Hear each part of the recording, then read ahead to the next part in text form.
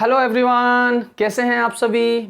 I hope आप सब बहुत अच्छे से होंगे और अपनी स्टडी को एंजॉय कर रहे होंगे। तो आज की इस वीडियो क्लास में हम लोग बात करने वाले हैं इलेक्ट्रिक डायपोल के बारे में। इलेक्ट्रिक डायपोल की वजह से होने वाली इलेक्ट्रिक फील्ड हम लोग डिस्कस करेंगे, किस तरीके से हम उसे डिराइव कर सकते हैं, किस तरीके से आप उसका फॉर्मूला बनेगा, वो सब चीज़ें हम यहाँ पर डिस्कस करेंगे। तो इलेक्ट्रिक डायपोल क्या होता है ना, और इलेक्ट्रिक डायपोल मोमेंट क्या होता है, सब कुछ हम जानेंगे आज की इस क्लास में। तो मैं अरविंद पटेल स्वागत करता हूँ आप सभी का आपका अपने इस YouTube चैनल में जिसका नाम है फिजिक्स कार्यशाला। तो चलिए शुरू करते हैं आज की क्लास। तो यहाँ पर हम लोग स्टार्ट करने वाले हैं इलेक्ट्रिक डायपोल मोमेंट की वजह से इलेक्ट्रिक फील्ड। तो उससे पहले हम लोग यहाँ पर डिस्कस करेंगे कि इलेक्ट्रिक डायपोल क्या होता है और इलेक्ट्रिक डायपोल मोमेंट क्या होता है। तो यहाँ पर इलेक्ट्रिक डायपोल को अगर मुझे डिफाइन करना हो, इलेक्ट्रिक डायपोल, तो इलेक्ट्रिक डायपोल क्या होता है, तो यहाँ पर आपको दिख रहा है, नाम से समझ में आ रहा होगा कि डाय मीन्स टू और पोल्स मीन्स एंड। तो ऐसा कोई भी सिस्टम या इलेक्ट्रिक सिस्टम होगा जिसमें एक से ज़्यादा चार्जेस होंगे और अगर उसमें दो चार्जेस रखे हो तो, और दोनों ही चार्जेस कैसे होने चाहिए, टू पोल्स की लाइक, है ना, मतलब पोल्स लाइक मीन्स है ना अपोजिट नेचर के चार्जेस होंगे यहाँ पर। तो सपोज अगर ये एक चार्ज मैंने यहाँ पर रखा हुआ है प्लस क्यू और another charge we have minus Q. तो अगर आपके पास कभी भी दो चार्जेस हैं और दोनों का मैग्नीट्यूड सेम है, इक्वल मैग्नीट्यूड के हैं, बट आप देख सकते हैं कि एक पॉजिटिव है और दूसरा नेगेटिव है, मीन्स डायपोल में जो चार्जेस होंगे, दो चार्जेस को रखा जाएगा और उन दोनों चार्जेस का मैग्नीट्यूड सेम होगा बट नेचर जो है वो अपोजिट होगा।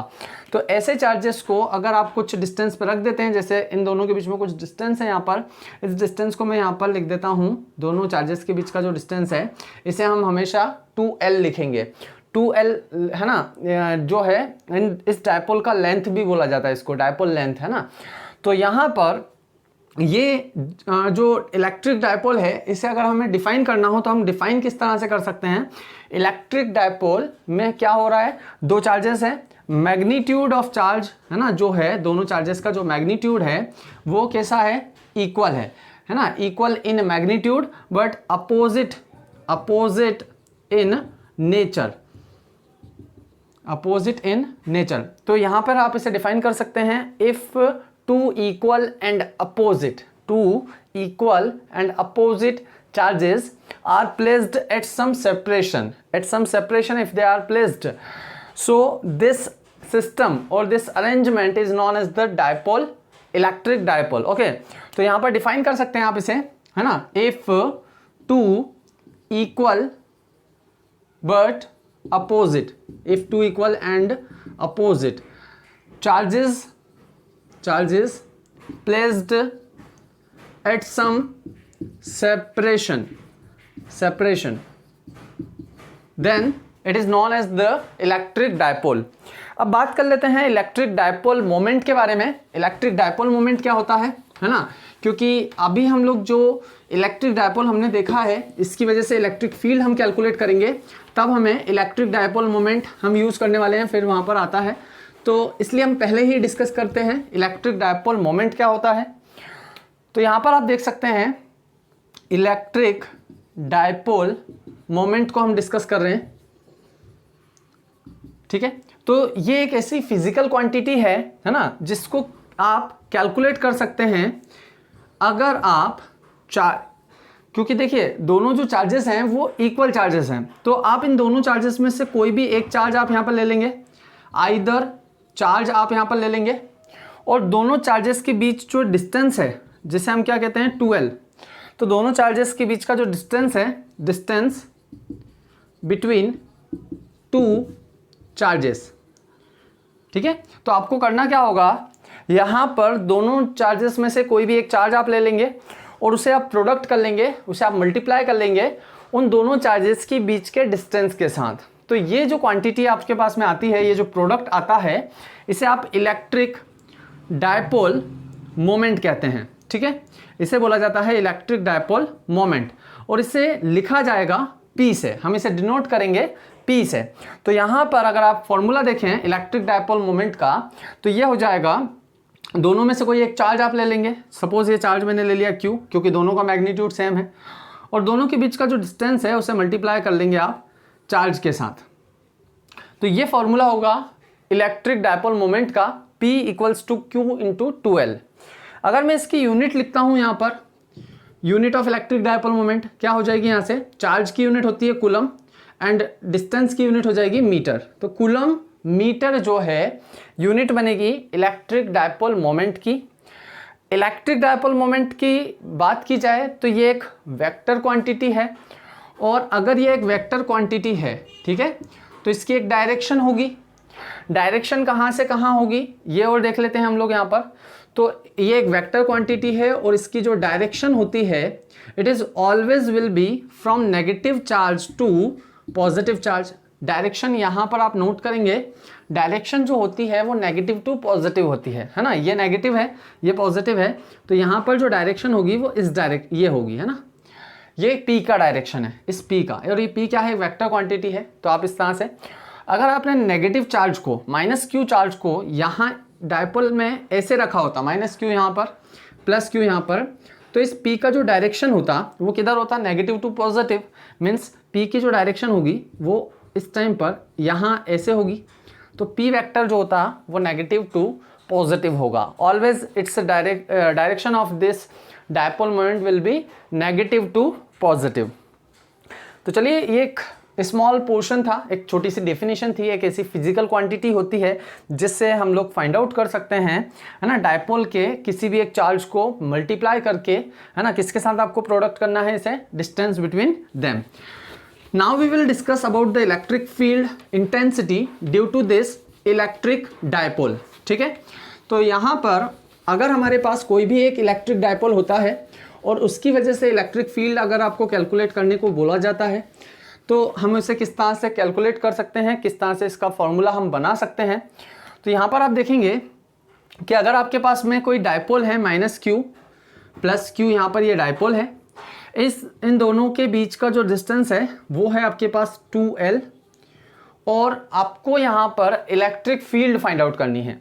अब आपसे बोला जा रहा है जिस पॉइंट पर आपको इलेक्ट्रिक फील्ड फाइंड आउट करनी है वो पॉइंट या तो आपका यहाँ पर हो सकता है ना, इस लाइन पे कहीं पर भी हो सकता है। इस लाइन को अगर मैं एक्सटेंड करता हूँ पूरी लाइन को, तो यहाँ पर आपको ये जो लाइन दिख रही है, line joining these two charges, है ना, इस लाइन को बोला जाता है, इस लाइन को बोला जाता है यहाँ पर एक्सिस ऑफ डायपोल, है ना, एक्सिस ऑफ डायपोल। और इस एक्सिस के परपेंडिकुलर लाइन अगर मैं ड्रॉ करता हूँ, है ना, इस एक्सिस के परपेंडिकुलर, तो इसे बोला जाता है इक्वेटोरियल लाइन ऑफ डायपोल। ठीक है, तो हमारे पास में यहाँ पर दो लाइंस हैं, एक है एक्सिस ऑफ डायपोल और एक है इक्वेटोरियल ऑफ डायपोल। ठीक है, तो अगर कहीं पर भी पॉइंट, अगर आपका जो पॉइंट है जिस पर आपको इलेक्ट्रिक फील्ड फाइंड आउट करनी है, वो पॉइंट अगर एक्सिस पर, एक्सिस का मतलब केवल ये नहीं है, इस एक्सिस में इस लाइन को अगर एक्सटेंड किया जाएगा तो ये लाइन भी एक्सिस ही होगी। अगर पॉइंट यहाँ पर है, यहाँ पर है, या यहाँ कहीं पर है, यहाँ पर कहीं है, या इधर साइड पर कहीं है, तो किसी भी डायरेक्शन में हो सकता है, लेफ्ट राइट कहीं पर भी। लेकिन अगर इस लाइन पर कहीं पर भी पॉइंट है तो उस पॉइंट को हम बोलते हैं एक्सियल पॉइंट। ठीक है, तो अगर पॉइंट में सपोज कर लेता हूँ यहाँ पर कहीं पर है, ये पॉइंट अगर मैं ले लेता हूँ, पोजीशन पॉइंट की ये है, इस पॉइंट पर मुझे इलेक्ट्रिक फील्ड फाइंड आउट करनी है। ठीक है, तो ये जो पॉइंट है, इस पॉइंट को बोला जाएगा एक्सियल पॉइंट, और इस पोजीशन में अगर हमें पता करना होता है तो इस पोजीशन को बोला जाता है इक्वेटोरियल पोजीशन, एक्सियल पोजीशन। ठीक है, तो एक्सियल पोजीशन हो जाएगा। अगर यहीं पर इस इक्वेटोरियल लाइन पर कोई पॉइंट आपको दिया जाता है और उस पॉइंट पर अगर आपको इलेक्ट्रिक फील्ड फाइंड आउट करने को बोला जाता है, तो उस टाइम पर उसे बोला जाएगा कौन सी पोजीशन, नाम से ही समझ में आ जाएगा आपको, इक्वेटोरियल लाइन पर है तो इक्वेटोरियल पोजीशन, एक्सिस पर है तो एक्सियल पोजीशन।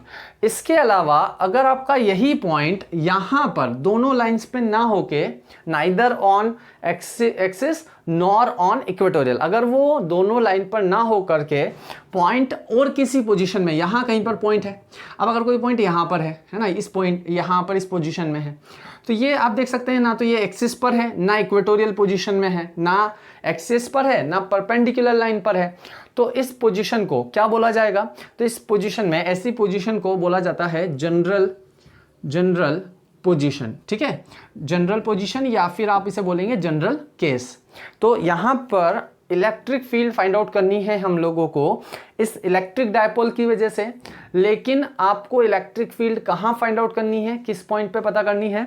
तो पॉइंट की पोजीशन 3 कैटेगरीज में डिवाइड की जा सकती है। अगर पॉइंट एक्सिस पर है तो एक्सियल पोजीशन, परपेंडिकुलर लाइन पर है तो इक्वेटोरियल पोजीशन, और अगर आपका पॉइंट इन दोनों लाइंस पर ना होकर के किसी अदर पोजीशन पर है तो उसे आप बोलेंगे जनरल पोजीशन।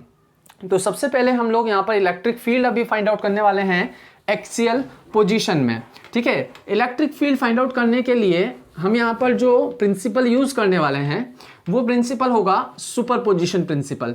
पहले जो प्रीवियस क्लासेस हुई हैं उसमें हम लोग इस सुपरपोजिशन प्रिंसिपल देख चुके हैं इलेक्ट्रिक फील्ड का। तो आज उसी का यूज करके हम लोग यहाँ पर इलेक्ट्रिक फील्ड फाइंड आउट करने वाले हैं। अगर आपने वो क्लासेस नहीं अटेंड की थी या नहीं देखे हैं वो वीडियोस, तो आप जाकर के उनको चेक कर लें, है ना, ताकि आपको समझ में आ जाए कि, है ना, सुपरपोजिशन प्रिंसिपल क्या होता है। तो यहाँ पर हमारे पास हेडिंग हो जाएगी electric field due to an electric dipole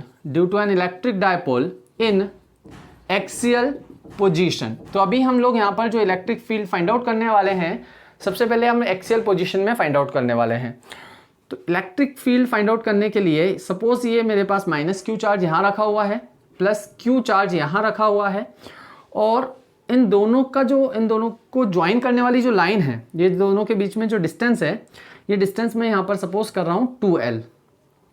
actual में यहाँ पर इस 2l को लिखने का और कोई रीज़न नहीं है, बस इतना सा है कि अगर आप इसको हाफ करेंगे, जब इस 2l को, ये देखें आप यहाँ पर, ये जो पॉइंट है, इस पॉइंट को मैं बोल रहा हूँ यहाँ पर O क्या है? Mid point of this axis. तो जब मैं इस डिस्टेंस को, अगर ये पूरी डिस्टेंस 2l है तो हाफ डिस्टेंस अगर मैं देखता हूँ तो ये मेरे पास l होगी, ये भी मेरे पास l होगी। इसलिए यहाँ पर इस डिस्टेंस को 2l लिख लिया जाता है ताकि कैलकुलेशंस में हमारे लिए पास l और l डिस्टेंस आ जाए। ठीक है, तो ये हो जाएगा आपके पास सेंटर पॉइंट। इस सेंटर पॉइंट से एक पॉइंट है स्मॉल r डिस्टेंस पर, और ये जो पॉइंट है आपका, ये पॉइंट यहाँ पर है, इस लाइन पर है, और ये लाइन जो है आपकी, ये एक्चुअल में एक्सिस है। तो इस एक्सिस पर एक पॉइंट है यहाँ, इस पॉइंट का नाम है P, है ना, और कितने डिस्टेंस पर है ये? इस सेंटर से स्मॉल r डिस्टेंस पर है। At this point we will find out electric field intensity. So how we can calculate the electric field intensity at this point? तो आपको यहाँ देखना है, मैंने आपको सुपरपोजिशन प्रिंसिपल एक्सप्लेन किया है लास्ट क्लासेस में। तो आपको पता है कि ये जो 2 चार्जेस यहाँ पर हैं, तो पहले आप इस -q की वजह से इलेक्ट्रिक फील्ड फाइंड आउट करेंगे, फिर आप इस +q की वजह से इलेक्ट्रिक फील्ड फाइंड आउट करेंगे, और उसके बाद आप उसको, है ना, वेक्टर सम करेंगे।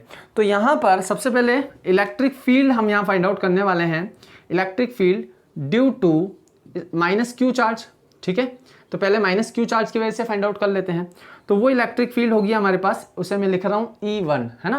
कितनी होगी? -q की वजह से। तो देखिए, एक पॉइंट चार्ज की वजह से जो फॉर्मूला होता है, पता है हम लोगों को कि अगर कभी भी कोई एक पॉइंट चार्ज है ना, प्लस में हो या माइनस हो, कोई भी पॉइंट चार्ज है, उससे अगर r डिस्टेंस पर आप इलेक्ट्रिक फील्ड फाइंड आउट करते हैं, किसी भी पॉइंट चार्ज से r डिस्टेंस पर, तो इलेक्ट्रिक फील्ड का फॉर्मूला आपके पास होता है k, ये चार्ज अपॉन में इस डिस्टेंस का स्क्वायर, है ना। k यहाँ पर एक कांस्टेंट है जिसे हम 1/4πε0 लिखते हैं। तो ये आपके पास फॉर्मूला है इलेक्ट्रिक फील्ड का। ठीक है, due to a point charge. इस फॉर्मूले का यूज़ करके आप यहाँ पर इलेक्ट्रिक फील्ड पता कर सकते हैं पॉइंट P पर। तो यहाँ पर E1 जो होगी वो हो जाएगी, है ना, 1/4πε0। ये चार्ज आपका, है ना, साइन के साथ नहीं लिखना है ना, विदाउट साइन हम लिखेंगे। माइनस साइन जो है ये इसलिए नहीं ले रहे हैं हम लोग यहाँ पर क्योंकि मैग्नीट्यूड लिख रहे हैं। ठीक है, डायरेक्शन हम लोग यहाँ पर देख लेंगे कि डायरेक्शन किस तरह से आ रही होगी इस E1 की। तो यहाँ पर -q नहीं लिखना है, ओनली q लिखेंगे, अपॉन में डिस्टेंस का स्क्वायर। डिस्टेंस कहाँ से कहाँ तक? जिस चार्ज की वजह से इलेक्ट्रिक फील्ड आप फाइंड आउट कर रहे हो और जिस पॉइंट पर आप पता कर रहे हो वहां से लेकर वहां तक की डिस्टेंस, चार्ज से उस पॉइंट तक की डिस्टेंस। तो यहाँ पे आप देख सकते हैं क्लियरली कि ये डिस्टेंस आपके पास सेंटर से यहाँ पी तक की जो डिस्टेंस है ये आपके पास है स्मॉल r और ये डिस्टेंस आपके पास में है स्मॉल l, है ना। तो यहाँ पर जो इलेक्ट्रिक फील्ड होगी due to this minus Q charge कितनी होगी, 1/4πε0 q अपॉन डिस्टेंस का स्क्वायर। डिस्टेंस कितनी होगी, डिस्टेंस होगी यहाँ पर r प्लस l का होल स्क्वायर, ये आपके पास में यहाँ डिस्टेंस होगी। डायरेक्शन की अगर मैं बात करूँ तो यहाँ पर ये चार्ज क्या करेगा, इस पर यहाँ पर जिस पॉइंट पर हमें इलेक्ट्रिक फील्ड पता करनी होती है वहाँ हम एक small Q not charge suppose करते हैं, भले ही आप ना भी लिखें तो भी हम वहाँ पर सपोज करते हैं। तो अगर ये यहाँ पर plus Q not charge placed है तो ये माइनस क्यू चार्ज इस प्लस क्यू चार्ज को यहाँ पर अट्रैक्ट करने वाला है और अगर ये अट्रैक्ट करेगा तो E1 है ना, जो अट्रैक्शन फोर्स है वो इस डायरेक्शन में होगा। तो जो डायरेक्शन फोर्स की होती है वही डायरेक्शन फील्ड की होती है ना। इसलिए जो E1 की डायरेक्शन होगी वो ये होगी। पॉइंट को अगर मैं A नाम दे देता हूँ, इस पॉइंट को नाम दे देता हूँ B, तो मैं यहाँ पर लिख सकूंगा कि जो डायरेक्शन होगी वो होगी अलोंग, है ना, BA, इस डायरेक्शन में है B से A, या आप लिख सकते हैं P2A, है ना, अलोंग PA, है ना, ये हो जाएगी E1 की डायरेक्शन। नाउ इलेक्ट्रिक फील्ड, अब इसी तरह से आप इलेक्ट्रिक फील्ड कैलकुलेट करेंगे प्लस क्यू चार्ज की वजह से, और प्लस क्यू चार्ज की वजह से जब इलेक्ट्रिक फील्ड कैलकुलेट करेंगे आप तो वो हो जाएगी electric field due two plus q charge, है ना। पता आपको करनी है electric field at point P, है ना, यहाँ पर भी पॉइंट P पर ही कैलकुलेट की थी। तो E2 जो होगी वो हो जाएगी 1/4πε0 charge small q upon distance का स्क्वायर। अब प्लस क्यू चार्ज से पॉइंट का जो डिस्टेंस है वो हमारे पास होगा, ये कंप्लीट डिस्टेंस स्मॉल r है और ये डिस्टेंस हमारे पास स्मॉल l है। हमें ये डिस्टेंस चाहिए तो ये डिस्टेंस हो जाएगा आपके पास r माइनस l का होल स्क्वायर, ठीक है। तो ये इलेक्ट्रिक फील्ड हो जाएगी E2। अब आप देख सकते हैं कि ये प्लस क्यू चार्ज इस पॉजिटिव क्यू नॉट चार्ज को किस डायरेक्शन में फोर्स अप्लाई करेगा, तो ये प्लस क्यू चार्ज इस पॉजिटिव क्यू नॉट चार्ज को रिपेल करेगा, तो रिपल्शन फोर्स इस डायरेक्शन में होगा।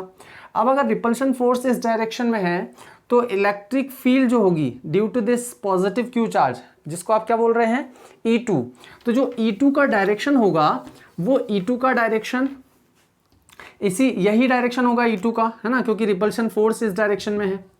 अब यहां पर आप देख पाएंगे कि इस पॉइंट के लिए, इस पॉइंट पर E2 जो होगा उसका डायरेक्शन आप लिखेंगे यहाँ पर अलोंग, है ना, आप क्या लिख सकते हैं यहाँ से इस डायरेक्शन में है तो आप लिख सकते हैं इसको B2P, है ना, तो इससे लिख सकते हैं BP, अलोंग BP, है ना। और एक चीज़ और आपको यहाँ पर नोट करनी है कि यहाँ इन दोनों फील्ड्स में से आप अगर देखेंगे तो ग्रेटर कौन होगा, तो ग्रेटर कौन होगा इसे देखने के लिए आप देख सकते हैं यहाँ पर जो डिनोमिनेटर है उसकी वैल्यू ज़्यादा है तो ऑब्वियसली E1 जो होगा वो कम आ रहा होगा, है ना, और r माइनस एल का होल स्क्वायर, ये जो डिनोमिनेटर है यहाँ पर वो कम है तो E2 जो आ रहा होगा वो ज़्यादा होगा, तो E2 का मैग्नीट्यूड ज़्यादा होगा E1 से। या फिर आप इस तरीके से देख सकते हैं कि दोनों ही जो चार्जेस हैं सेम चार्जेस हैं, सेम मैग्नीट्यूड के चार्ज हैं, बट जो पॉजिटिव चार्ज है वो पॉइंट P के क्लोज है, तो ये पॉजिटिव चार्ज यहाँ पर अपना इफेक्ट ज़्यादा शो करेगा, मीन्स इसकी फील्ड जो होगी वो स्ट्रॉन्ग होगी, है ना, क्योंकि पॉजिटिव चार्ज इसके क्लोज है।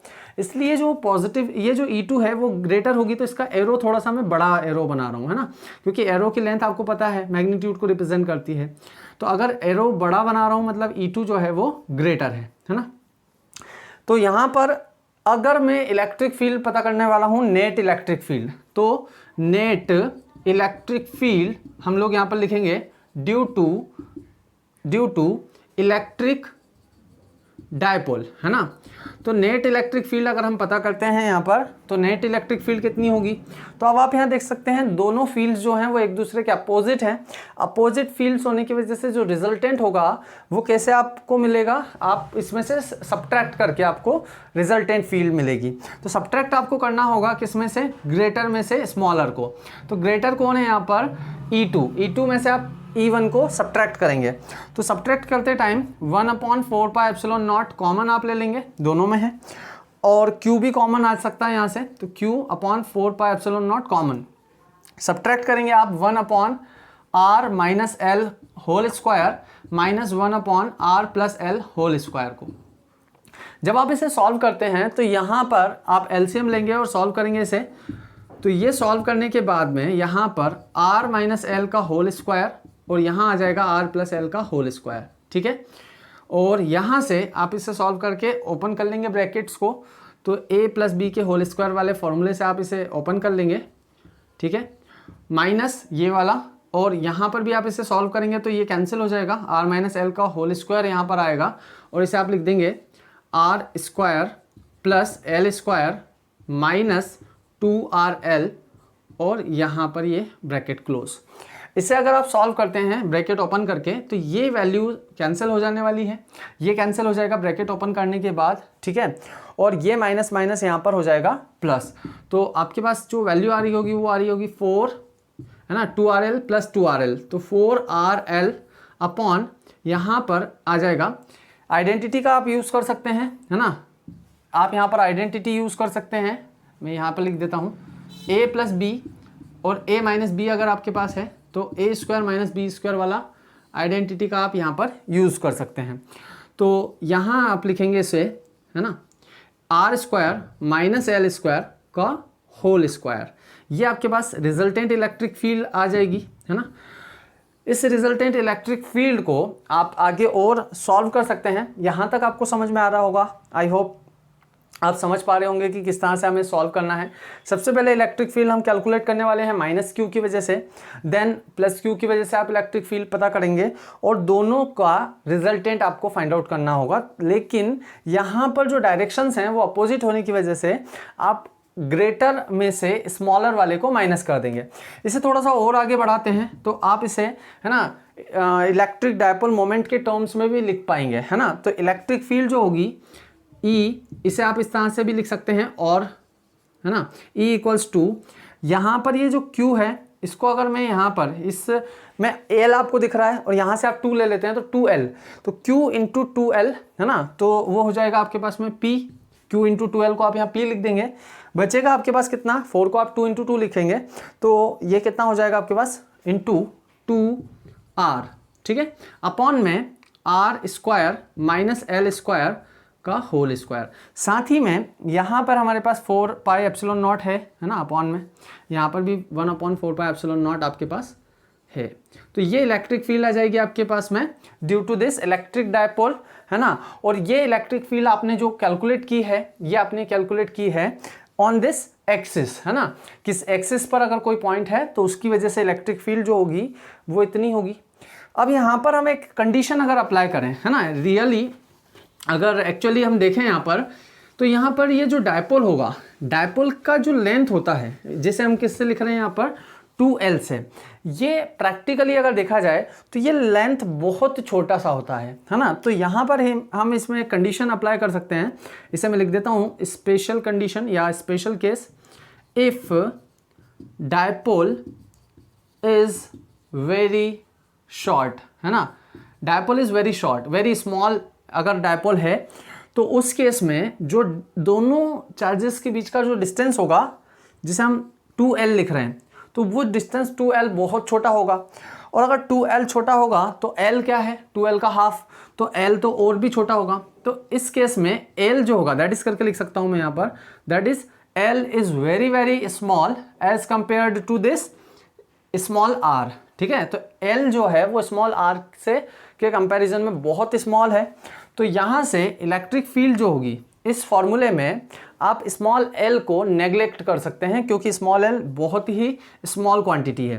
तो इलेक्ट्रिक फील्ड जो आपके पास होगी वो होगी 1 अपॉन 4 पाई epsilon naught P into 2P into small r upon यहाँ से अगर आप L को नेग्लेक्ट कर देते हैं तो ये हो जाएगा आपके पास R स्क्वायर का square means R to the power 4, और यहाँ से 1R से 1R कैंसिल हो जाएगा। तो इलेक्ट्रिक फील्ड जो आपके पास होगी finally 1 upon 4 pi epsilon not 2P upon R cube. तो यहाँ पर आप देख सकते हैं एक्सियल पोजीशन में इलेक्ट्रिक डायपोल की वजह से जो फील्ड होती है वो होगी 1 upon 4 pi epsilon not 2p/r³, है ना। ये आपके पास में इलेक्ट्रिक फील्ड की वैल्यू है, एक्सियल पोजीशन में है, तो मैं इसे यहाँ पर ई एक्सियल लिख सकता हूँ। ई एक्सियल कितना होगा 1/4πε0 2p/r³। तो यहाँ पर अब अगर इस रिजल्टेंट फील्ड की डायरेक्शन डिस्कस की जाए, अभी हम लोगों ने रिजल्टेंट फील्ड कैलकुलेट की है E2 - E1 करके, ठीक है। अब अगर हम इसकी इसकी डायरेक्शन फाइंड आउट करते हैं तो इसकी डायरेक्शन किधर होगी, तो देखो इन दोनों में से ग्रेटर कौन था, ग्रेटर था आपका E2, तो जो रिजल्टेंट होगा उसका डायरेक्शन भी किधर होगा, E2 का डायरेक्शन ही होगा ना। तो यहाँ पर जो डायरेक्शन होगी वो किधर होगी, अलोंग E2, या फिर E2 की जो डायरेक्शन अभी हमने लिखी थी, E2 की डायरेक्शन हमने क्या लिखी थी, है ना, B से P की तरफ इस डायरेक्शन में, तो मैं इसको अलोंग E2 लिख सकता हूं, या E2 की डायरेक्शन जो थी वो क्या थी, BP, तो यहाँ पे अलोंग BP लिखा जा सकता है इसकी डायरेक्शन को। तो जो रिजल्टेंट फील्ड होगी वो इस डायरेक्शन में होगी। रिजल्टेंट फील्ड को मैं यहाँ लिखूंगा E का जो डायरेक्शन होगा, E एक्सियल का जो डायरेक्शन होगा वो ये होगा, ठीक है। तो अब आप यहाँ पर देख सकते हैं कि आपका जो डायपोल है, डायपोल कहाँ है, जैसे -q यहाँ है, +q यहाँ पर है, तो अगर मैं -q से +q जा रहा हूँ, है ना, ये डायरेक्शन में जा रहा हूँ, और ये डायरेक्शन में -q से +q, ये डायरेक्शन किसका होता है, डायपोल मोमेंट का डायरेक्शन होता है ना। तो इस डायरेक्शन को हम लोग यहाँ पर इस डायरेक्शन को क्या बोलेंगे, एक्सिस का डायरेक्शन।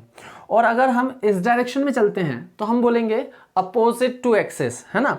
तो यहाँ पर जो ई एक्सियल है वो अलोंग द एक्सिस है, तो इसको आप अलोंग द एक्सिस भी लिख सकते हैं। क्यों, क्योंकि जो भी डायरेक्शन आपके पी का होता है, P means electric dipole moment, electric dipole moment का जो डायरेक्शन होता है वही डायरेक्शन किसका लिया जाता है, एक्सिस का, ठीक है। और अगर इस डायरेक्शन में चलते हैं हम, पी के अपोजिट चलते हैं, तो फिर उसे बोला जाएगा opposite to axis. Now we will discuss about the equatorial position, है ना। इक्वेटोरियल पोजीशन में इलेक्ट्रिक फील्ड हम कैसे कैलकुलेट कर पाएंगे, तो इसे इस फॉर्मूले को आपको याद रखना है। एक्सियल पोजीशन में फॉर्मूला होगा 1/4πε0 2p/r³। इसको हम k लिखते हैं, तो इसको आप लिख सकते हैं E को लिख सकते हैं k 2p/r³। तो फॉर्मूला आपको याद रखना है k 2p/r³, है ना, k कांस्टेंट है, k 2p/r³ एक्सियल पोजीशन में इलेक्ट्रिक फील्ड है। अब हमें यहाँ पर इलेक्ट्रिक फील्ड डिस्कस करनी है इक्वेटोरियल पोजीशन में, और इक्वेटोरियल पोजीशन में अगर हम इलेक्ट्रिक फील्ड कैलकुलेट करेंगे तो देखते हैं वैल्यू कितनी आने वाली है इक्वेटोरियल पोजीशन में। इक्वेटोरियल पोजीशन में जो फील्ड होगी उसकी डायरेक्शन किस तरह से फाइंड आउट होगी, है ना, किस डायरेक्शन में इक्वेटोरियल पोजीशन होगी। तो यहाँ पर डायपोल हमारे पास सेम है ना। यहाँ पर मैं लिख देता हूँ, हेडिंग हो जाएगी इक्वेटोरियल पोजीशन। तो यहाँ जो डायपोल है हमारा, -q यहाँ पर है, +q यहाँ पर है, दोनों के बीच का जो डिस्टेंस है हम इस डिस्टेंस को 2l लिखते हैं। सेंटर अगर ये है तो ये डिस्टेंस l हो जाएगा, ये डिस्टेंस भी l हो जाएगा, और ये जो लाइन है इस लाइन को हम बोलते हैं इक्वेटोरियल लाइन, ठीक है। इस इक्वेटोरियल लाइन पर यहाँ पर एक पॉइंट है, मैं यहाँ पर सपोज कर रहा हूँ पॉइंट P है, और इस पॉइंट P का जो डिस्टेंस है सेंटर से, ये डिस्टेंस यहाँ से यहाँ तक का मैं लिख देता हूँ r। तो सेंटर से r डिस्टेंस पे पॉइंट है P, है ना, इक्वेटोरियल लाइन पर है। अभी जो इससे पहले हमने डिस्कस किया था -q +q यहाँ था, और सेंटर से ही डिस्टेंस को देखा था, सेंटर से ही डिस्टेंस को देखा था, लेकिन जो पॉइंट था वो P कितने डिस्टेंस पर था, स्मॉल r डिस्टेंस पर, लेकिन एक्सिस पर था, ठीक है। ये केस हम डिस्कस कर चुके हैं। तो इक्वेटोरियल पोजीशन में सेम डिस्टेंस है, स्मॉल r पर ही पॉइंट है, लेकिन लाइन इक्वेटोरियल लाइन पर है, ठीक है। और यहाँ पर अगर मैं फील्ड कैलकुलेट करता हूँ, पहले मुझे -q की वजह से पता करनी होगी, फिर +q की वजह से पता करनी होगी, और -q और +q जो चार्जेस हैं इनके मैग्नीट्यूड सेम है, और यहाँ से इस चार्ज से इस पॉइंट का डिस्टेंस और इस चार्ज से इस पॉइंट का डिस्टेंस, आप देख सकते हैं ये दोनों डिस्टेंस सेम होंगे अगर आप इसे कैलकुलेट करेंगे। क्यों, क्योंकि अगर आप इसे कैलकुलेट करते हैं तो आप कैलकुलेट करेंगे इसे पाइथागोरस थ्योरम से। तो यहाँ से आप लगाएंगे अगर इसे, तो ये हो जाएगा आपके पास, अगर ये एंगल को मैं थीटा सपोज कर लेता हूँ, इन एंगल्स को, तो ये डिस्टेंस आपके पास हो जाएगी, ये पॉइंट A है, ये पॉइंट B है, तो A P और BP जो हैं दोनों डिस्टेंस इक्वल हैं, और इस डिस्टेंस को मैं लिख सकता हूँ under root R square plus L square. ठीक है, तो ये डिस्टेंस है मेरे पास AP और BP का, ये से P का डिस्टेंस और B से B का डिस्टेंस इक्वल है। अब आपको पता है सेम चार्ज है, सेम डिस्टेंस है, तो जो इलेक्ट्रिक फील्ड होगी -Q की वजह से और +Q की वजह से वो इक्वल आ रही होगी। तो यहाँ पर इलेक्ट्रिक फील्ड जो है ड्यू टू +Q और -Q की वजह से वो होगी E1 E2, और E1 E2 जो होंगे वो इक्वल आ रहे होंगे। तो मैं यहाँ पर लिखने वाला हूँ इसे 1/4 पाई एप्सिलॉन नॉट, यहाँ से इस चार्ज का डिस्टेंस जो है AP BP इक्वल ही है ना, और Q अपॉन में डिस्टेंस को हम यहाँ पर लिख देते हैं R square plus L square. Distance जो है under root R square plus L square है, लेकिन यहाँ पर जब आप स्क्वायर करेंगे तो रूट हट जाएगा। ठीक है, ये डायरेक्शन होगी आपके पास E1 E2 का। ठीक है, लेकिन जो E1 की जो डायरेक्शन जो होगी, ये तो आपके पास मैग्नीट्यूड है आपके पास E1 और E2 का, और दोनों ही इक्वल हैं, बट जो डायरेक्शन होगी E1 और E2 की वो सेम नहीं होगी। क्यों? क्योंकि यहाँ पर अगर मैं +Q0 चार्ज को सपोज करता हूँ, जब भी हमें डायरेक्शन निकालनी होती है, जहाँ पर भी हमें इलेक्ट्रिक फील्ड कैलकुलेट करनी होती है, वहाँ पर हम इस पॉजिटिव चार्ज को सपोज करते हैं, तो ये -Q चार्ज इस पॉजिटिव चार्ज को अट्रैक्ट करेगा। तो ड्यू टू दिस चार्ज है ना, जो इलेक्ट्रिक फील्ड होगी जिसे हम E1 लिख रहे हैं, E1 का डायरेक्शन इधर होगा, और ये पॉजिटिव चार्ज इस पॉजिटिव चार्ज को रिपेल करने वाला है, तो जो डायरेक्शन होगी इस चार्ज की वजह से जो इलेक्ट्रिक फील्ड होगी उसकी डायरेक्शन इस डायरेक्शन में होगी, इसे आप E2 लिखेंगे। तो E1 और E2 का डायरेक्शन इस तरह से आप देख पाएंगे। अब आप देखते हैं कि अगर मुझे रिजल्टेंट इलेक्ट्रिक फील्ड पता करनी है, तो ये जो दोनों फील्ड्स हैं है ना, ये दोनों फील्ड्स E1 का डायरेक्शन इधर है, E2 का डायरेक्शन इधर है। अगर ये दोनों फील्ड्स सेम डायरेक्शन में होते तो आप इनको ऐड करते, and if they are in opposite direction then you will subtract them, जैसा कि हमने लास्ट वाले में किया था। लेकिन यहाँ पर ये दोनों ना तो सेम डायरेक्शन में है ना ही अपोजिट डायरेक्शन में है, तो ऐसे केसेस में या तो आप इसमें R equals to under root, जो रिजल्टेंट वेक्टर फाइंड आउट करने का फॉर्मूला है आपके पास A square plus B square plus 2AB cos theta, है ना, ये फॉर्मूला हम यूज़ कर सकते हैं। ये फॉर्मूला आपको कब यूज़ करना होता है? जब आपके पास दो वेक्टर्स हैं, है ना, A एंड B, और दोनों के बीच में जो एंगल है वो है थीटा। तो रिजल्टेंट फोर्स फाइंड आउट कर सकते हैं आप इस फॉर्मूले का यूज़ करके, है ना, और यह एंगल आपको पता होना चाहिए दोनों वेक्टर्स के बीच। लेकिन अगर एक दूसरा तरीका और अगर हम देखें, तो एक दूसरा तरीका भी हो सकता है यहाँ पर कंपोनेंट्स के थ्रू। आप क्या करेंगे, यहाँ पर इस E1 और E2 के कंपोनेंट्स कर लेंगे। तो ये एंगल अगर आपके पास थीटा है, तो यहाँ पर ये एंगल भी अगर ये एंगल थीटा है, तो ये एंगल भी आपके पास थीटा होगा, है ना। ये एंगल हो जाएंगे आपके अल्टरनेट एंगल्स की वजह से ये सेम होगा। और अगर ये एंगल थीटा है तो ये एंगल भी आपके पास सेम ही होगा, थीटा ही होगा, करस्पॉन्डिंग एंगल्स। तो अगर मैं इस E1 के कंपोनेंट्स करता हूँ, दो कंपोनेंट्स होंगे इसके। एक कंपोनेंट होगा इस डायरेक्शन में, ये हो जाएगा मेरे पास E1 कॉस थीटा, और ये कंपोनेंट होगा मेरे पास E1 साइन थीटा। सिमिलरली आप इस E2 के कंपोनेंट्स अगर करते हैं, तो E2 के भी दो कंपोनेंट्स होंगे, E2 कॉस थीटा, और इस डायरेक्शन में जो कंपोनेंट होगा वो होगा E2 साइन थीटा। अब आप यहाँ पर देख सकते हैं कि अगर मैं इस E1 और E2 को रिजॉल्व कर लेता हूँ, टू कंपोनेंट्स कर लेता हूँ दोनों के, तो ये जो E1 और E2 के जो साइन वाले कंपोनेंट्स हैं, E1 साइन थीटा और E2 साइन थीटा, अपोजिट है, दोनों एक दूसरे के अपोजिट हैं, और साथ ही में इक्वल भी हैं। क्यों? क्योंकि E1 और E2 इक्वल हैं। तो ये दोनों ही कंपोनेंट्स एक दूसरे को कैंसिल कर देंगे इक्वल एंड अपोजिट होने की वजह से। और जो आपके E1 कॉस थीटा है एंड E2 कॉस थीटा है, ये दोनों सेम डायरेक्शन में हैं, सेम ही डायरेक्शन में टेंड कर रहे हैं। तो दोनों सेम डायरेक्शन में होने की वजह से एक दूसरे के, मतलब हम लोग यहाँ पर जब रिजल्टेंट फाइंड आउट करेंगे तो इन दोनों को ही हम लोग ऐड कर लेंगे क्योंकि सेम डायरेक्शन में है। तो यहाँ पर हम इसको सेंटेंस इस तरह से लिख सकते हैं theoretically, if we will resolve E1 and E2 into two perpendicular components, then E1 sin theta and E2 sin theta will cancel out each other and E1 cos theta E2 cos theta will added up। तो यहां पर हम लोग E1 cos theta and E2 cos theta को add कर लेंगे क्योंकि दोनों ही सेम डायरेक्शन में, because they are in same direction. तो नेट फील्ड जो होगी, नेट फील्ड, इसे मैं यहां पर लिख दूंगा E इक्वेटोरियल नेट फील्ड को। तो E इक्वेटोरियल जो होगी वो होगी E1 cos theta plus E2 cos theta के इक्वल। दोनों को ही ऐड करना है क्योंकि दोनों ही सेम डायरेक्शन में है। अब यहां पर आप देखेंगे E1 और E2 सेम है, E1 और E2 की जो वैल्यूज़ हैं वो सेम है। तो इसको मैं इस तरह से E2 को भी मैं E1 ही लिख सकता हूँ। तो इससे लिखा जा सकता है 2E1 cos थीटा। और E1 की जो वैल्यू है हमारे पास, E1 की वैल्यू आप यहाँ पे लिख देंगे 1/4 pi epsilon naught Q upon R square plus L square, ठीक है, इनटू cos थीटा।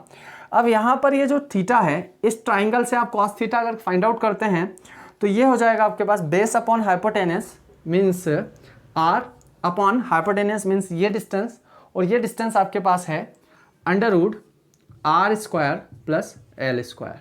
तो यहाँ पर मैंने cos थीटा की वैल्यू पुट की है और E1 की वैल्यू पुट की है, ठीक है। और E रिजल्टेंट जो है या E इक्वेटोरियल जो है वो आपके पास होगा E इक्वेटोरियल इक्वल्स टू, यहाँ पर ये Q है, यहाँ पर ये R है, यहाँ मैंने R लिख दिया है। बेस जो होगा, बेस ये वाला होगा क्योंकि थीटा यहाँ बन रहा है आपका, तो थीटा के जस्ट सामने ये जो डिस्टेंस होगी ये तो परपेंडिकुलर होगी, ये बेस होगा और ये हाइपोटेनस। तो यहाँ पर R के प्लेस पर L आएगा, है ना। cos थीटा जब आप वैल्यू पुट करेंगे cos थीटा की तो यहाँ पर L होगा। तो Q इंटू ये हो जाएगा आपके पास 2L। तो Q इंटू 2L को यहाँ पर इस तरह से लिख लेते हैं हम, Q इंटू 2L। और इस Q इंटू 2L को नेक्स्ट स्टेप में हम लिख देंगे P के इक्वल, डायपोल मोमेंट होता है ये हमारा। तो यहाँ पर आपके पास E इक्वेटोरियल होगा 1/4 pi epsilon naught Q into 2L R square plus L square का होल पावर, यहाँ पर हो जाएगा 1.5 पावर ये है तो 3.5 मीन्स 3/2, ओके, 1.5। तो यहाँ पर ये आपके पास में हो जाएगा वैल्यू, है ना, किसका, E इक्वेटोरियल का। तो E इक्वेटोरियल की वैल्यू आ रही होगी आपके पास 1/4 pi epsilon naught Q into 2L को हम P लिख देंगे यहाँ पर, R square plus L square whole power 3/2। अब नेक्स्ट स्टेप में E इक्वेटोरियल होगा आपके पास 1/4 pi epsilon naught P upon R square plus L square का होल पावर 3/2। यहाँ पर भी हम सेम सिचुएशन अप्लाई कर सकते हैं, सेम कंडीशन अप्लाई कर सकते हैं। If dipole is very small या वेरी शॉर्ट, अगर आपका डायपोल है तो स्मॉल l जो होगा it is very less as compared to small r, है ना, जो हम लोगों ने लास्ट टाइम अप्लाई की थी। सेम कंडीशन आप यहाँ अप्लाई करेंगे तो ये E इक्वेटोरियल जो होगा वो हो जाएगा आपके पास 1/4 pi epsilon naught P upon, यहाँ से अगर आप L को नेग्लेक्ट कर देते हैं तो R का पावर जो होगा वो हो जाएगा R का पावर 2 एंड होल पावर 3/2, तो 2 कैंसिल मीन्स R क्यूब यहाँ पर आपके पास बचेगा। तो E इक्वेटोरियल जो आ रहा होगा आपके पास वो कितना आएगा, R क्यूब। और इसकी डायरेक्शन की अगर हम बात करें तो आप देख सकते हैं कि जो रिजल्टेंट फील्ड है वो कॉस कंपोनेंट की वजह से है और कॉस कंपोनेंट्स इस डायरेक्शन में है ना। और ये जो डायरेक्शन है ये आप देख सकते हैं P के अपोजिट है ना, अपोजिट टू P, है ना। तो देखो P का जो डायरेक्शन होता है वो -Q से +Q होता है डायपोल मोमेंट का, और जो कॉस कंपोनेंट्स है इनकी वजह से इलेक्ट्रिक फील्ड है तो इनकी डायरेक्शन जो है P के अपोजिट है। तो अगर आप यहाँ पर डायरेक्शन लिखना चाहते हैं तो आप लिख सकते हैं अपोजिट टू डायपोल एक्सिस, या फिर आप इसे लिख सकते हैं एंटी पैरेलल, है ना, क्योंकि अगर डायरेक्शन अगर एक्सिस के डायरेक्शन में होता है तो पैरेलल टू एक्सिस, लेकिन अगर डायरेक्शन एक्सिस के अपोजिट डायरेक्शन में होगा तो आप उसे anti parallel to dipole axis भी लिख सकते हैं। तो ये डायरेक्शन होगी आपके इक्वेटोरियल फील्ड की।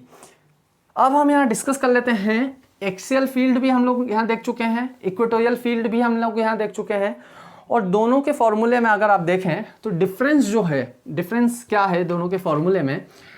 अभी हम लोगों ने जो एक्सियल पोजीशन कैलकुलेट किया था, ई एक्सियल, एक्सियल पोजीशन में वैल्यू थी आपके पास 1/4πε0 2p/r³, और जो इक्वेटोरियल पोजीशन हम लोगों ने यहाँ फाइंड आउट की है, इसमें आपके पास वैल्यू है 1/4πε0 p/r³। तो आप यहाँ पर देख सकते हैं कि जो डिफरेंस है दोनों फॉर्मूलेज में वो ओनली 2 का है ना, यहाँ पर 2 है और यहाँ पर 2 जो है मिसिंग है। तो आप यहाँ देख सकते हैं कि जो इक्वेटोरियल पोजीशन है, एक्सियल पोजीशन इक्वेटोरियल पोजीशन का डबल है। आप यहाँ पर इसको इस तरह से भी लिख सकते हैं, ई एक्सियल इक्वल्स टू 2 को आप यहाँ से हटा सकते हैं तो इसको आप ई इक्वेटोरियल लिख देंगे। अगर 2 हटा देंगे तो यहाँ पर ये ई इक्वेटोरियल लिखा जा सकता है। तो जो एक्सियल पोजीशन में इलेक्ट्रिक फील्ड होती है वो इक्वेटोरियल पोजीशन का डबल होती है, ट्वाइस होती है, या आप बोल सकते हैं कि इक्वेटोरियल पोजीशन में जो फील्ड होती है वो एक्सियल पोजीशन का हाफ होती है। ठीक है, तो ये हम लोगों ने अभी डिस्कस किया, एक्सियल एंड इक्वेटोरियल पोजीशंस को, दोनों में इलेक्ट्रिक फील्ड्स को हम लोगों ने कैलकुलेट किया। अब हमारा जो लास्ट केस यहाँ पर बचता है वो है जनरल केस, है ना, जनरल। चलिए शुरू करते हैं, जनरल पोजीशन, है ना, due to an electric dipole. तो यहाँ पर हेडिंग होगी electric field due to an electric dipole in r, position.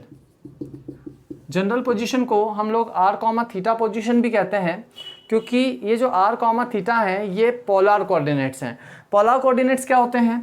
तो आप लोगों ने यहाँ पर देखा होगा कि अगर हमारे पास कभी ये x एक्सिस है, ये y एक्सिस है, तो यहाँ पर अगर कोई भी पॉइंट है तो उस पॉइंट के कोऑर्डिनेट्स को शो करने के लिए हमारे पास यहाँ पर, है ना, किस तरीके से हम इसके कोऑर्डिनेट्स बता सकते हैं? तो इसे हम लोग x, y लिखते हैं। x, y क्या होता है यहाँ पे आपको पता होगा, x, y यहाँ पर x एक्सिस से और y एक्सिस से इस पॉइंट का डिस्टेंस होता है। तो इस तरीके से हम इस पॉइंट P के कोऑर्डिनेट्स को शो कर सकते हैं। लेकिन यहाँ पर इन कोऑर्डिनेट्स को बोला जाता है कार्टेशियन कोऑर्डिनेट, है ना। तो ऐसे कोऑर्डिनेट्स को बोला जाता है कार्टेशियन कोऑर्डिनेट सिस्टम। और इसी तरह से एक दूसरा सिस्टम हमारे पास है जिस सिस्टम को हम कहते हैं पोलर कोऑर्डिनेट सिस्टम। तो पोलर कोऑर्डिनेट सिस्टम में हम लोग अगर किसी पॉइंट के कोऑर्डिनेट्स शो करते हैं तो उन कोऑर्डिनेट्स को शो करने के लिए हमें x से और y से डिस्टेंस अगर नहीं पता है और अगर हम पोलर कोऑर्डिनेट्स में पोजीशन को शो कर रहे हैं इस पॉइंट की, तो हम यहाँ पर इस तरह से देख सकते हैं। अगर मैं कहता हूँ कि इस ओरिजिन से इस पॉइंट का डिस्टेंस है 5 सेंटीमीटर, तो इस पॉइंट का डिस्टेंस 5 सेंटीमीटर ये भी हो सकता है, यहाँ पर भी इसका डिस्टेंस 5 सेंटीमीटर पॉइंट यहाँ पर भी हो सकता है। और अगर मैं कहता हूँ इस ओरिजिन से इस पॉइंट से इसका डिस्टेंस 5 सेंटीमीटर बनाना है तो वो यहाँ भी हो सकता है। तो यहाँ पर डिस्टेंस अगर इनफ नहीं होगा बताना, क्योंकि अगर आप केवल डिस्टेंस बताएंगे तो पॉइंट फिर हम लेंगे कहाँ पर, क्योंकि पॉइंट डिस्टेंस अगर आपको बताया जाए 5 सेंटीमीटर तो 5 सेंटीमीटर आप इस डायरेक्शन में जा सकते हैं या इस डायरेक्शन में जा सकते हैं 5 सेंटीमीटर। तो 5 सेंटीमीटर डिस्टेंस के साथ साथ अगर आपको ये एंगल भी बताया जाए, है ना, तो एंगल अगर आपको पता हो, अगर आपसे बोला जाए कि आपको जाना है 30 डिग्री एंगल पे, सपोज ये एंगल 30 डिग्री यहाँ बन रहा है, तो फिर आपको पता चल रहा होगा कि 5 सेंटीमीटर आपको जाना है 30 डिग्री एंगल पे। अगर आपसे बोला जाता है 45 डिग्री के एंगल पे तो आप यहाँ पर जाएंगे, इस वाले पॉइंट को आपको, मतलब इस वाले पॉइंट की बात हो रही है। तो अगर हम एंगल बता देते हैं तो एंगल के साथ साथ देखिए, अगर एंगल आप बताते हैं और एंगल की वैल्यू, है ना, 0 से 90 के बीच में होगी, मतलब यहाँ पर कहीं पर इस वाले कोऑर्डिनेट में कहीं पर पॉइंट होगा। अगर एंगल की वैल्यू इस तरह से होगी, इस डायरेक्शन में होगी, ग्रेटर देन 90 होगी, तो इधर पॉइंट होगा।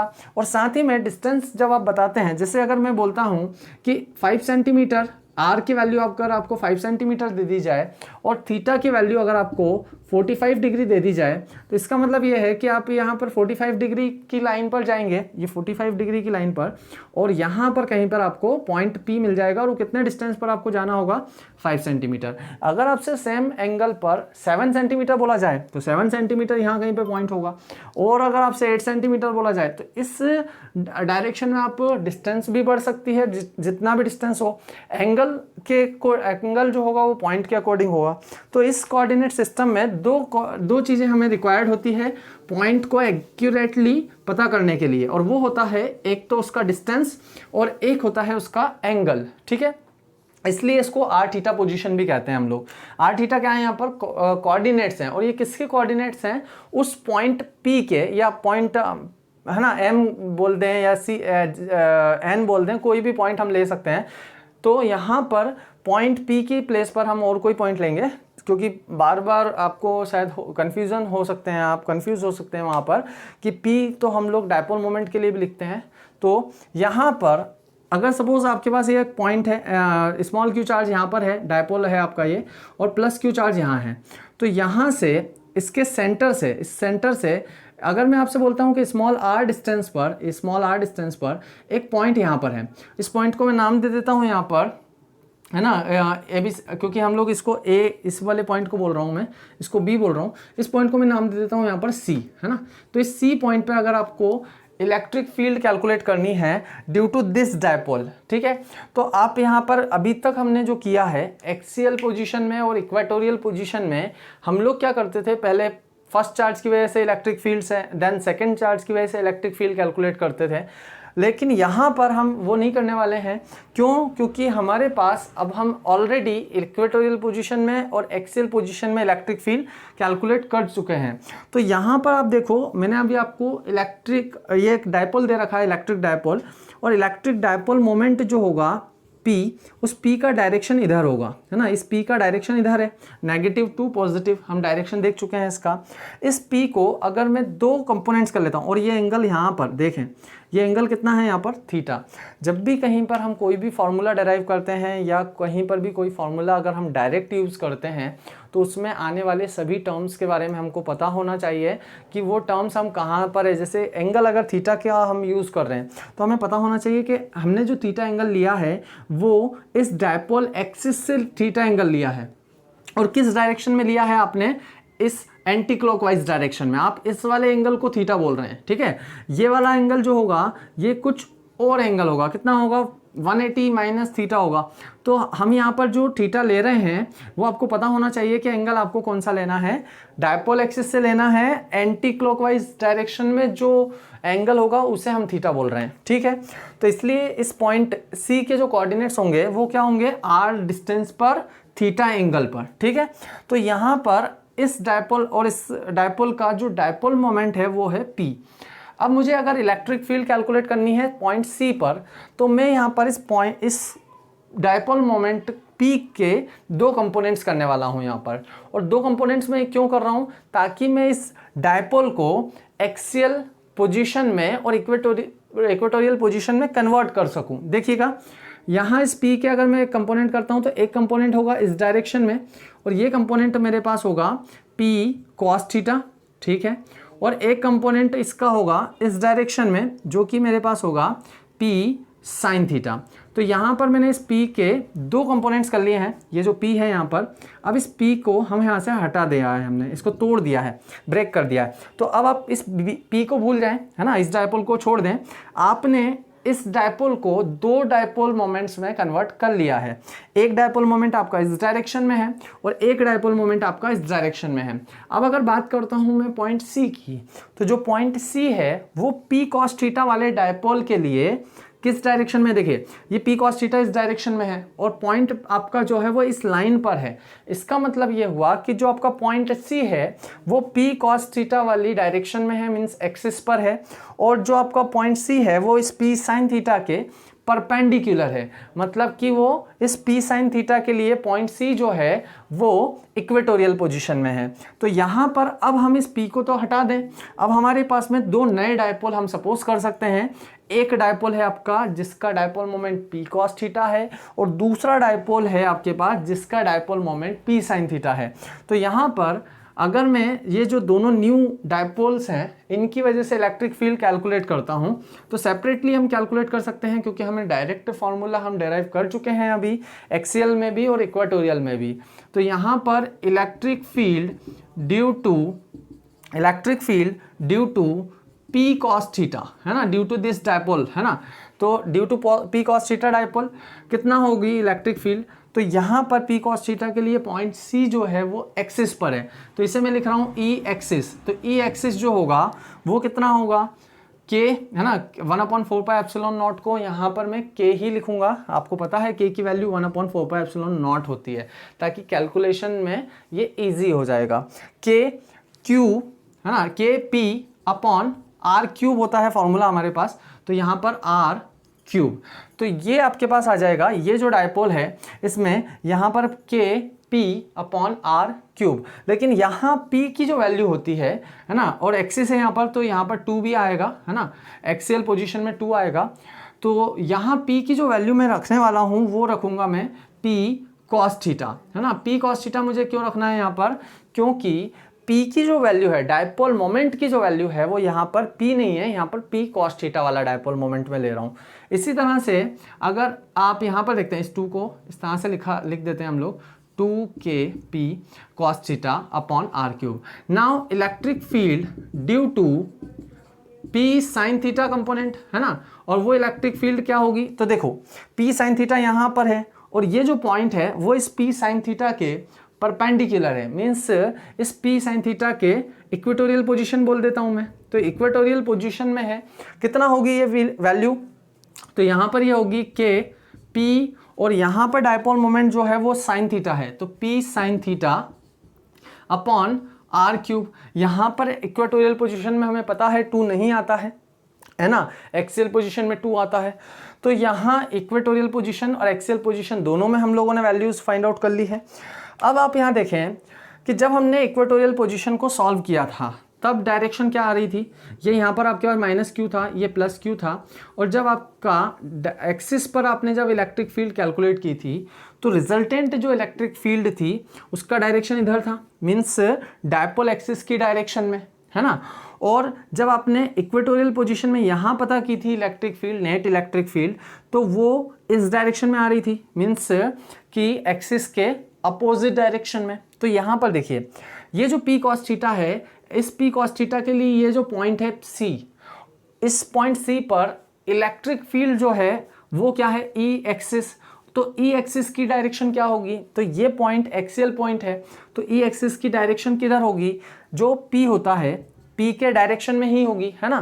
तो यहाँ पर पी कॉस थीटा इधर है, तो यहाँ ई एक्सिस जो होगा वो इस डायरेक्शन में आ रहा होगा है ना, और P साइन थीटा की वजह से जो फील्ड की डायरेक्शन होती है वो होगी P मीन्स इस P के अपोजिट डायरेक्शन में। तो यहाँ पर P साइन थीटा इधर है, तो इसके अपोजिट डायरेक्शन में इलेक्ट्रिक फील्ड होगी इक्वेटोरियल वाली, तो इसे मैं लिखूंगा E इक्वेटोरियल है ना।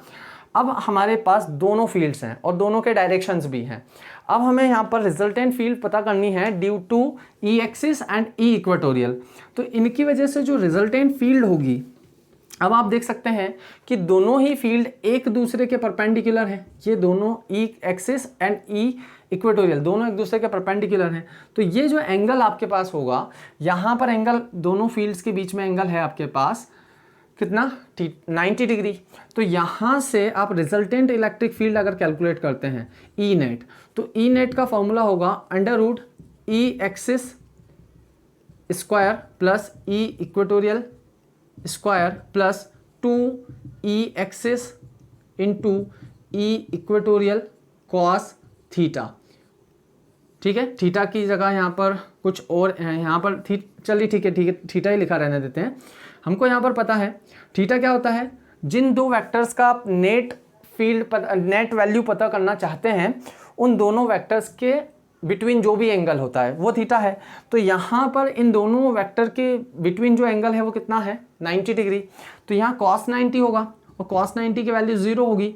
तो ये पूरा जो टर्म है, ये पूरा टर्म यहाँ से 0 होकर के हटा सकते हैं आप यहाँ पर। तो ये टर्म लिखने का कोई मतलब नहीं है ना, यहाँ से इसको हटा देंगे हम। तो जो नेट फील्ड होगी वो होगी आपके पास E net equals to under root E axis square plus E equatorial square.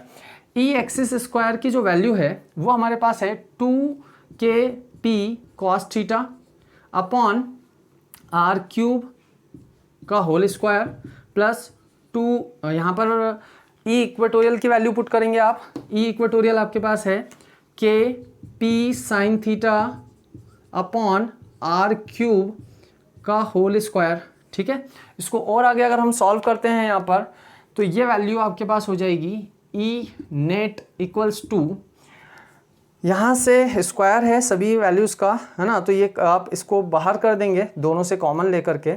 तो यहाँ पर अंडर रूट आपके पास जो बचेगा, पहले तो आप यहाँ से क्या क्या बाहर लिख सकते हैं, तो के साथ ही में पी, है ना, के पी और upon R square R cube. ठीक है, तो ये वैल्यूज़ आप यहाँ पर बाहर लिख देंगे। यहाँ पर आपके पास होगा 4 cos square theta plus sine square theta. ठीक है, तो यहाँ पर आप इस 4 में से एक cos इधर ले लेते हैं, तो यहाँ पर आपके पास हो जाएगा K P upon R cube under root, एक cos साइन के साथ लिख लेते हैं आप, तो sine square plus cos square हो जाएगा आपके पास 1।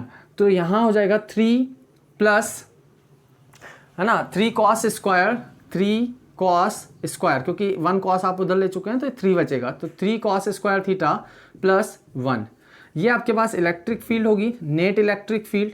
और इस नेट इलेक्ट्रिक फील्ड की जो मैग्नीट्यूड है वो आप यहाँ से कैलकुलेट कर सकते हैं। और यहाँ पर जो नेट इलेक्ट्रिक फील्ड होगी वो कहाँ होगी, इन दोनों के बिटवीन, यहाँ पर कहीं होगी, है ना। क्यों है यहाँ पर, क्योंकि दोनों के बीच जो एंगल है वो 90 डिग्री है, तो 45 डिग्री यहाँ से अगर आप देखेंगे तो ये कहीं पर एंगल पर वैल्यू इस डायरेक्शन में electric field, net electric field आ रही होगी। और अगर हम चाहें तो ये एंगल हम लोग फाइंड आउट कर भी सकते हैं। ठीक है, तो इस एंगल को हम लोग अगर यहाँ फाइंड आउट करते हैं, तो इस एंगल को मैं यहाँ पर सपोज कर रहा हूँ, ये एंगल मैं अल्फा से डिनोट कर रहा हूँ, है ना। तो अल्फा जो है ये एंगल है किसका, नेट फील्ड का। और कहाँ से है ये एंगल, ई एक्सिस वाली डायरेक्शन से। ई एक्सिस वाली डायरेक्शन से मैं आपको बोल रहा हूँ कि ई नेट जो है वो ई एक्सिस वाली फील्ड से अल्फा एंगल पे है। तो अगर इस अल्फा एंगल को आप कैलकुलेट करेंगे तो आप इसे कैलकुलेट कर सकते हैं tan थीटा वाले फॉर्मूले, या tan अल्फा लिख देता हूँ मैं यहाँ पर, tan अल्फा इक्वल्स टू, आप यहाँ पर इसको लिख लेंगे इस तरह से, देखेंगे तो ई इक्वेटोरियल और इधर साइड पर ये ई एक्सियल है। तो यहाँ से आपके पास ये हो जाएगा base upon perpendicular upon base. तो यहाँ पर ई इक्वेटोरियल अपॉन ई एक्सियल, इस तरीके से आप यहाँ पर tan अल्फा को कैलकुलेट कर पाएंगे, है ना। और यहीं पर अगर हम लोग देखें डायपोल से, अगर इस डायरेक्शन को देखते हैं तो डायपोल से ये एंगल कितना है ऑलरेडी, थीटा एंगल, और थीटा एंगल से ई एक्सिस है और ई एक्सिस से अल्फा एंगल। तो ओवरऑल अगर आप देखें तो इलेक्ट्रिक फील्ड जो आ रही होगी ई नेट वाली इलेक्ट्रिक फील्ड, वो कितने एंगल पर होगी, अल्फा, थीटा प्लस अल्फा, है ना। तो जो ई नेट है उसकी डायरेक्शन, है ना, डायरेक्शन कहाँ से, डायपोल से। डायपोल से जो डायरेक्शन होगी वो होगी थीटा प्लस अल्फा एंगल पे। ठीक है, तो इस तरीके से आप यहाँ पर इलेक्ट्रिक फील्ड कैलकुलेट कर पाएंगे इन जनरल पोजीशन, है ना। अब यही जनरल पोजीशन में कुछ स्पेशल केस देख लेते हैं, क्योंकि ये जो फॉर्मूला हमने ई नेट का फाइंड आउट किया है, ये आपका, इससे आप एक्सिस वाले पोजीशन में भी इलेक्ट्रिक फील्ड फाइंड आउट कर सकते हैं इसी फॉर्मूले का यूज़ करके, और इसी फॉर्मूले से आप इक्वेटोरियल पोजीशन की इलेक्ट्रिक फील्ड भी कैलकुलेट कर सकते हैं। देखते हैं किस तरह से हम इसको सॉल्व कर पाएंगे। तो फाइनल फार्मूला हमारे पास है ई नेट का K P upon R cube under root 3 cos square theta plus 1। Now special cases की अगर हम बात कर लें, स्पेशल केसेस मैंने आपको बताया कि अगर यही पॉइंट, ये जो पॉइंट है सी, इसको हमने एक्सियल पोजीशन में पी लिख दिया था, है ना। तो ये जो पॉइंट सी है, अगर ये पॉइंट सी कितने डिस्टेंस पर है, सेम डिस्टेंस आर पर है, लेकिन ये जो थीटा है ये थीटा यहाँ पर हो, है ना, मतलब अगर ये पॉइंट आपका यहाँ पर कहीं पर हुआ तो इसका मतलब थीटा कहाँ है, इस एक्सिस से ही आपको एंगल देखना है। तो थीटा की वैल्यू कितनी होगी, तो थीटा की वैल्यू होगी आपके पास 0 डिग्री, ठीक है। और अगर यही पॉइंट P यहाँ पर कहीं पर होता तो थीटा की वैल्यू कितनी हो जाएगी, 90 डिग्री। तो इक्वेटोरियल पोजीशन के लिए, इक्वेटोरियल पोजीशन के लिए, है ना, इक्वेटोरियल पोजीशन की अगर हम बात करें थीटा 90 डिग्री होगा। अगर डायपोल के एक्सिस से थीटा देखें इक्वेटोरियल पोजीशन के लिए तो 90, और डायपोल एक्सिस से, है ना, एक्सियल पोजीशन के लिए थीटा देखें तो 0 डिग्री। तो यहाँ पर ई एक्सियल अगर निकालना हो मुझे और थीटा की वैल्यू अगर मैं यहाँ 0 पुट करता हूँ तो देखिए फॉर्मूला जो आएगा वो आएगा KP/r³ √3 cos square theta. cos square theta, theta की वैल्यू 0 तो cos 0 1, है ना, तो कितना हो जाएगा 3 + 1 4, और जब रूट से बाहर आएगा तो 2। और यही फॉर्मूला हमारा एक्सियल पोजीशन में आ रहा था, वहाँ पे हमने k को 1/4πε0 लिख लिया था, ठीक है। अगर थीटा को 90 डिग्री रखता हूँ मैं तो ई नेट कितना आ रहा होगा, या ई नेट को मैं यहाँ पर इक्वेटोरियल पोजीशन के लिए लिखता हूँ तो ये होगा KP/ थीटा की वैल्यू यहाँ पे आप लिखेंगे 90, cos 90 0, तो यहाँ पे आ रहा होगा KP/r³, है ना। एक्सियल इक्वेटोरियल पोजीशन में जब हमने सॉल्व किया था तो यही हमें वैल्यूज़ मिल रहे थे, ठीक है। तो इस तरीके से हम लोग यहाँ पर एक्सियल पोजीशन भी फाइंड आउट कर सकते हैं क्योंकि ये जनरल केस है, और इक्वेटोरियल पोजीशन भी हम लोग कैलकुलेट कर सकते हैं। तो आज की क्लास में इतना ही, है ना। बाकी का जो नेक्स्ट कॉन्सेप्ट होगा वो हम नेक्स्ट क्लास में कवर करेंगे। तो तब तक के लिए आप इसे अच्छे से कंप्लीट करते रहिए, पढ़ते रहिए। Best of luck.